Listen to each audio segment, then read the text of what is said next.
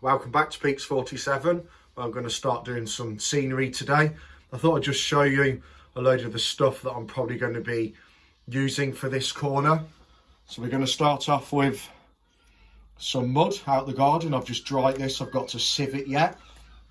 I've also got some wild meadow from WWS. I've got some muddy dead actually from Serious Play. I've got 2mm muddy from World War Scenics. I've got North Euro from World War Scenics. I've got some forest ground cover. I've got some olive scatter. I've got some foliage from Woodland Scenics. I've got some burnt grass from Woodland Scenics.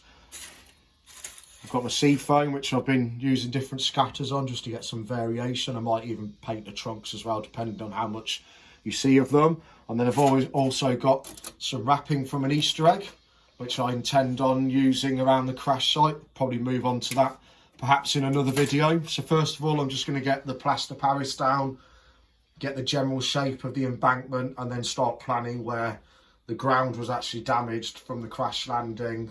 So more to the left will be quite established and overgrown, more to the right where the plane came in and crash landed, a bit more open where the vegetation quite hasn't had chance to catch up and recover as far as the stuff on the left. So that's the idea. I'm sure it'll develop as I move along, but hopefully you can get some tips from it and you can just see how blending all these different scenery goods together can come out with hopefully a decent finish. Right, so I'm going to actually do most of this with plaster Paris. I want this quite a shallow embankment. I'm just going to glue these bits of insulation at the back just at the highest point of the embankment, pretty much coming down to track level, and then I'm going to adjust it with another skim once I decide where the crash marks are going.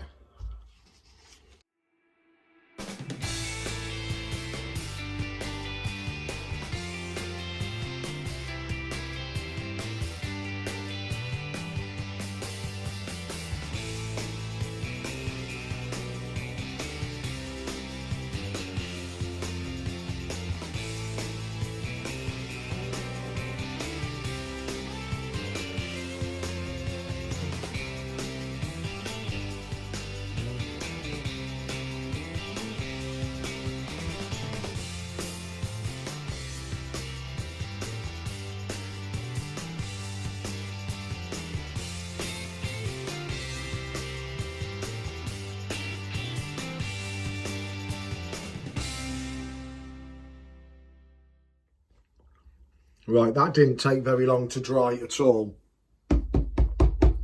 Literally minutes. Still sticky, but it's pretty much gone. And that's all I wanted, was just quite a smooth embankment. Going into nothing here. This is where the signal box is going to go. So this will be a rough sort of ground area anyway. This will be soil and blending into a bit more scenery. So with the fuselage now and what's left of the rest of it, you can sort of plan exactly where I want this now. I'm thinking that sort of angle, as if it came from over here. Now with the wing, this is what I'm going to use the tin foil for. I'm going to make this cut nowhere near as clean as it is at the minute. Perhaps it landed, something like that. Damaged the rails. This basically just got dragged out the way and discarded of. They didn't really care about it. They just wanted to get the rails back up and running again. So this area, like I was mentioning before, will be clean ballast. So the tin foil and the painting, I'll probably do that as another video, or perhaps later on this evening when I've finished doing a bit of scenics here. So I'm going to leave the aircraft something like that. Perhaps the engine could have somewhere like here. And this is giving me my indication of where can be smooth and where is going to be a bit more over vegetation. So give or take where that fault line is, half will be quite wrecked, the other half will be well established.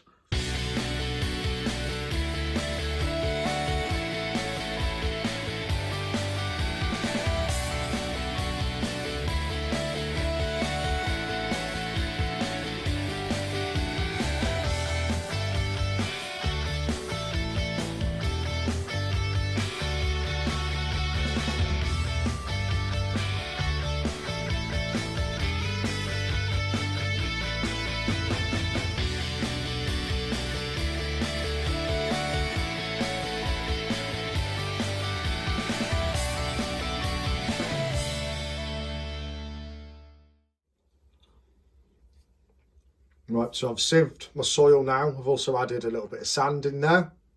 Just try and lighten it up a little bit. I'm going to sieve this on, spray it all with glue, ballast the track in this area, and leave that a good 24 hours to go off.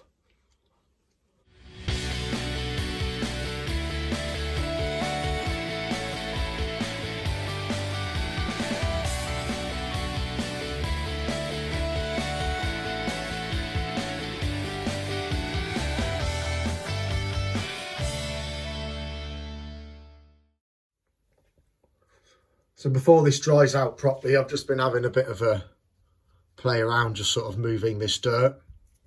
So I figured I might as well get the aircraft and try and make it like it's disturbed the area when it came down.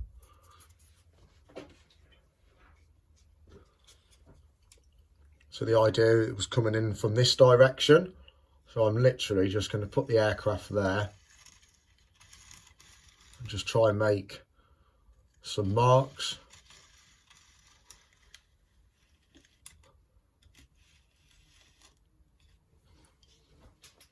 That's probably where I'm going to leave it when it's done.